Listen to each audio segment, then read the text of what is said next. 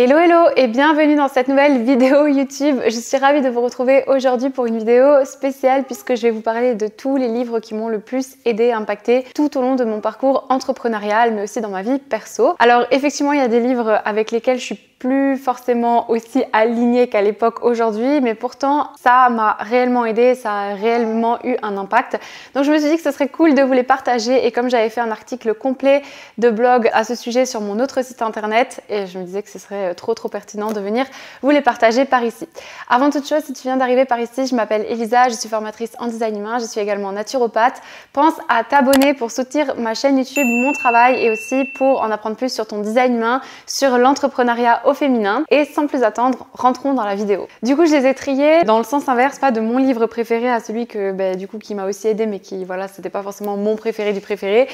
Je vais commencer par ma liste en bas et on va grader petit à petit. C'est le livre de Confiance limitée de Franck Nicolas. J'aime beaucoup Franck Nicolas, j'ai suivi plusieurs de ses séminaires, notamment le Weekend Spark à Paris, que j'ai adoré et qui m'a été vraiment aidant à un moment donné dans ma vie. Voilà, j'ai pu comprendre différentes choses de ma personnalité, mais surtout ce livre, ce que j'aime bien, c'est qu'il donne des exercices qui sont plutôt intéressants à faire et qui nous montrent aussi que tout est possible parce que l'histoire de Franck Nicolas, elle est plutôt inspirante et le fait que lui, il est vécu dans un quartier où il n'avait pas confiance en lui, il devienne un peu la victime des autres personnes autour de lui et qu'il arrive même dans une famille où il n'avait pas trop d'argent à finalement créer toute la richesse qu'il a aujourd'hui.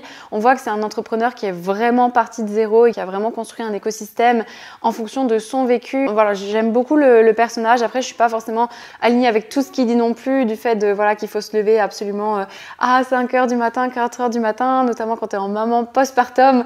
C'est parfois compliqué, c'est plutôt l'heure où tu vas te recoucher parce que ton bébé il t'a réveillé toute la nuit. Donc effectivement, il y a des choses avec lesquelles aujourd'hui je suis plus trop alignée et que je me dis que voilà, on peut aussi suivant notre saison de vie être plus ou moins moins exigeant aussi envers soi-même, mais de quand même garder une ligne directrice en fonction de son business et ça je trouve que c'est cool. Donc voilà, c'est un livre qui m'a beaucoup aidée. Ensuite, j'ai mis, alors ça c'est un livre en fait qui m'aide à revenir dedans plusieurs fois, c'est Le pouvoir des mots de Jacques Martel.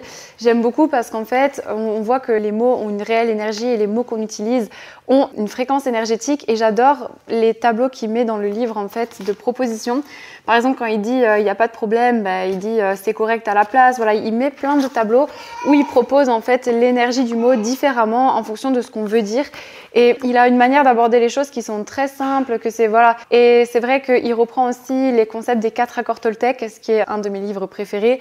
Vous le savez, j'en ai déjà parlé. C'est vrai que là, je l'ai pas mis dans la liste, mais j'adore ce livre parce que justement, voilà, ça reprend les mêmes bases et de toute manière, même si je vous présente pas les 4 accords Toltec, ici, il en reparle, donc c'est sympa, c'est plus pour revenir dedans, pour aussi voir la philosophie de vie qui va être l'énergie à travers nos mots et qu'en fait nos mots créent notre réalité et je suis totalement d'accord avec ça et c'est vrai que depuis que j'ai lu ce livre, je me reprends souvent quand par exemple je vois que j'ai dit il va se passer ça et après je dis non, annule, je le reformule différemment et franchement c'est quelque chose qui m'a assez impactée. Ensuite, il y a le livre de ça je pense que tout le monde, surtout dans l'entrepreneuriat, le connaît ou du moins l'a déjà entendu, c'est Comment se faire des amis de Dale Carnegie. J'adore ce livre parce que moi j'ai toujours eu l'impression que je savais pas m'exprimer ou que je savais pas dire les choses ou que quand je disais quelque chose c'était pas clair. Et en fait ce livre-là il permet, et surtout quand on a une équipe ou quand on a des employés ou quand on a des personnes qui travaillent pour nous à la maison etc. et que c'est des personnes qui sont dans notre intimité, on sait pas forcément comment amener les choses et je trouve que ce livre-là, moi il m'a beaucoup aidé à avoir du leadership avec mes équipes dans le sens par exemple quand je veux qu'ils fassent quelque chose différemment, je vais leur dire d'une certaine manière que ça va faire que je vais pas leur dire c'est trop de la merde ce que tu as fait, même si je pense pas ça, mais ce que je veux dire c'est, par exemple quand je travaillais dans la restauration, c'est vrai que j'ai pu être confrontée à des personnes qui étaient vachement nerveuses, qui savaient pas se gérer et en fait le fait qu'ils crient sur les autres, je trouvais ça exécrable, je me disais mais en fait il n'y a pas une autre manière de parler aux gens. Et bien ce livre typiquement il permet d'avoir ça, il permet de pouvoir s'exprimer d'une autre manière, de pouvoir se faire comprendre, de pouvoir aussi créer son réseau, de l'importance d'avoir du réseau dans l'entrepreneuriat et c'est vrai, c'est hyper important. Donc j'ai beaucoup aimé ce livre pour ça et aussi de revenir à cette idée de sincérité où on a 2 oreilles et une bouche et que parfois c'est plus intéressant juste d'écouter les autres et qu'ils ont aussi, c'est pas que moi je, mais aussi d'écouter ce que les autres ont à nous offrir. et c'est plutôt pas mal. Ensuite, alors ça j'ai trop kiffé ce livre, vraiment je l'ai dévoré, je crois que je l'ai lu en 2 jours, on est foutu, on pense trop. J'ai trop aimé le fait qu'il compare notre pensée avec un hamster qui s'arrête jamais. En fait, il nous dit pas de, par exemple, ah, je pense ça, donc je dois absolument, c'est mal ou c'est pas bien. Il est pas du tout dans cette démarche et c'est ça que j'adore. En fait, il parle de la conscience, il parle de méditation, il parle de plein de choses dans le livre qui est intéressant. Et il parle aussi de s'éloigner des personnes qui peuvent nous mettre la confusion dans notre mental, comme par exemple des personnes qui essayent de nous mettre des rats dans la tête. Et je trouve que de nos jours, surtout avec de plus en plus de personnes qui veulent se lancer en ligne, qui veulent se lancer dans l'entrepreneuriat et qui peuvent entendre de leur famille ou des personnes autour d'eux, ah ben moi on m'a dit que ça allait pas fonctionner, ou alors quand on a des fois une partie insécure de nous qui va nous parler et qui nous dit ah mais je sais pas si ça va plaire, ou notre mental quand on poste quelque chose sur les réseaux sociaux qui va dire ah mais c'est nul, j'aurais pas dû publier ça, j'aurais pas dû dire ça. Bon, en fait je trouve que c'est assez marrant de lire ce livre parce qu'il nous apprend à ne pas nous identifier à nos pensées et à notre mental, et franchement il est trop marrant en plus, super simple à lire, trop bien.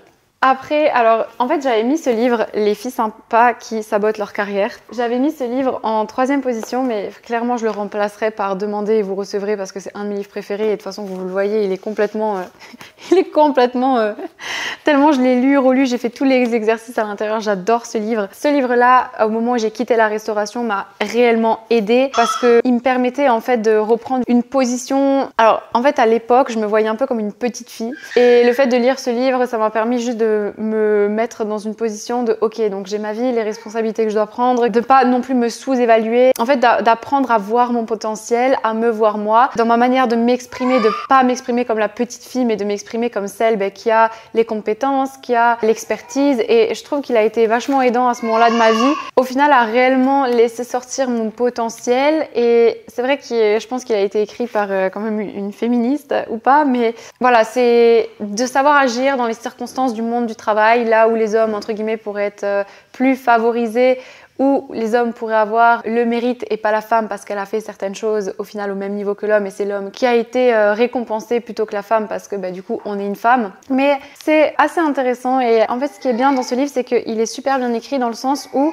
par exemple elle va mettre piège numéro 4 et alors elle va expliquer le piège et après elle va mettre les conseils. Par exemple là le piège numéro 4 c'est ne pas parler de sa grossesse, parce que c'est vrai qu'en tant que femme quand on est enceinte et qu'on doit annoncer ça à notre patron, on ne sait pas ce qui va nous arriver. Des fois on peut se dire est-ce qu'il va me mettre sur la sellette, est-ce qu'il va me virer, etc.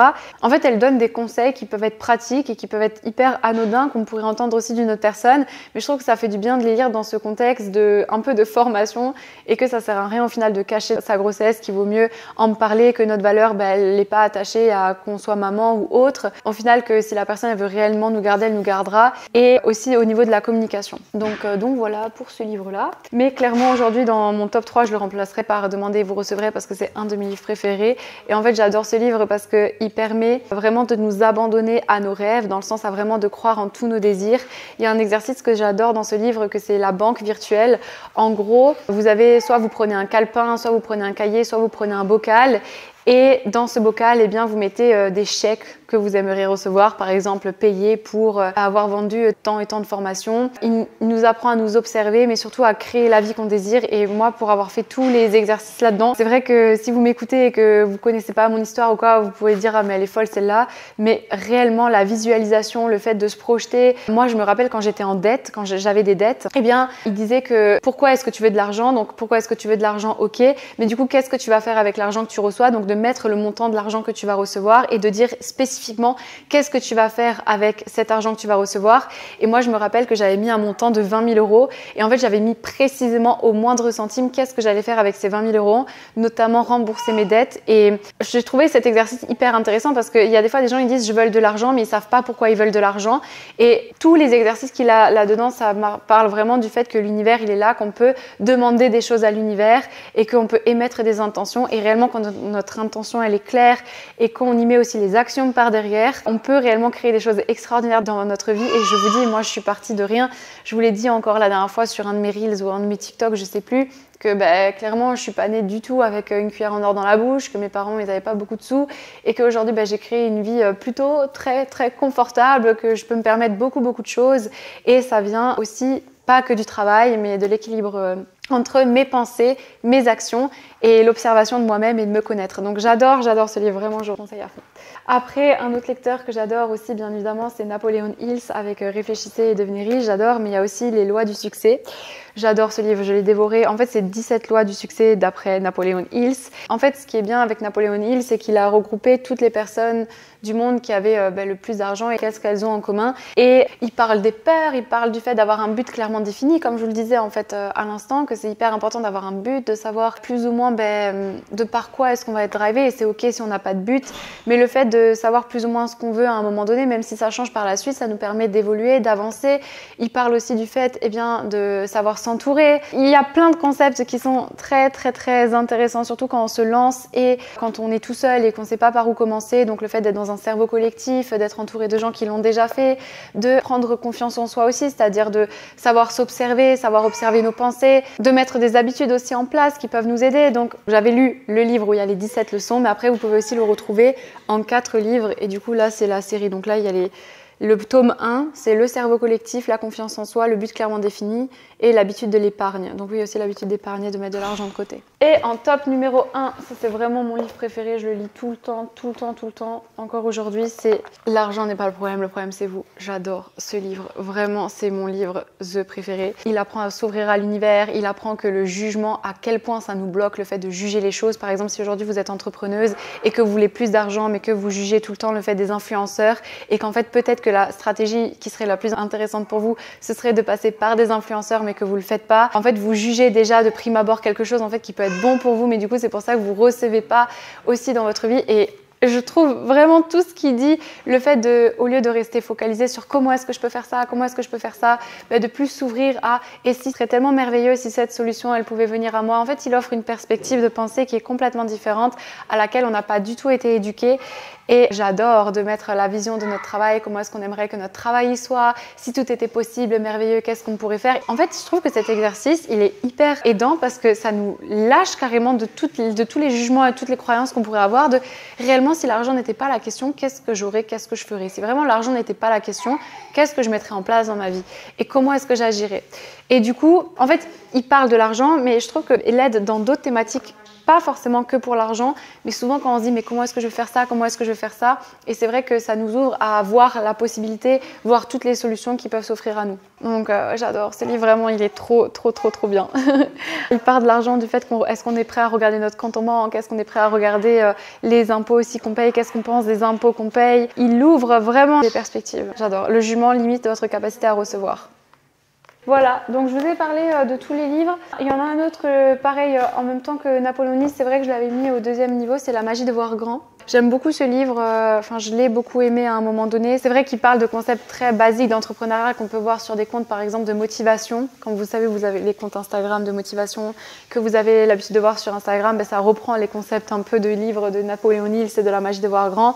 Par exemple, fixez-vous des objectifs. Après, moi, je me suis déjà pas fixé d'objectifs et j'ai très bien réussi dans certains domaines. Transformer l'échec en victoire, le fait de voir les choses avec un œil différent, de pas voir les problèmes comme des problèmes mais plutôt comme des challenges, des défis à surmonter, les habitudes qu'on met en place aussi dans notre vie, contrôler notre environnement, ça veut dire de laisser qui est-ce qu'on a dans notre entourage, qui est-ce qu'on autorise à venir dans notre zone d'intimité. Voilà, c'est quand même des choses qui sont pour moi importantes. On est à l'image de nos pensées, comment penser et rêver avec créativité, comment voir grand aussi parce qu'on nous a toujours limité à voir petit, à penser petit, qu'on est dans la société, on doit être ça, on doit grandir en étant ça. En fait, il ouvre encore une fois les perspectives. Après, je veux juste revenir sur un truc que j'ai dit, on est le reflet de notre pensée. Je suis pas forcément d'accord avec ça parce que des fois, on a des pensées qui viennent parce que c'est des parties insécures de nous qui s'expriment et qu'on n'est pas du tout de pas s'identifier à nos pensées. Et il y a des choses sur lesquelles il y a de certains discours avec lesquels je suis plus trop alignée. Mais en tout cas, vous avez mon top de livres. Que je kiffe et que j'adore. En tout cas, dites-moi, vous, c'est quoi le livre qui vous a le plus impacté, le livre que vous aimez le plus, que vous avez beaucoup aimé. En tout cas, j'aurais pu parler de plein d'autres choses, mais encore une fois, je voulais quand même que ce contenu reste plus ou moins condensé. Dites-moi si vous avez aimé ce type de vidéo et sur ce, pensez à la partager aussi à une personne que ça pourrait aider. Et je vous souhaite une lumineuse journée ou soirée et on se voit très prochainement.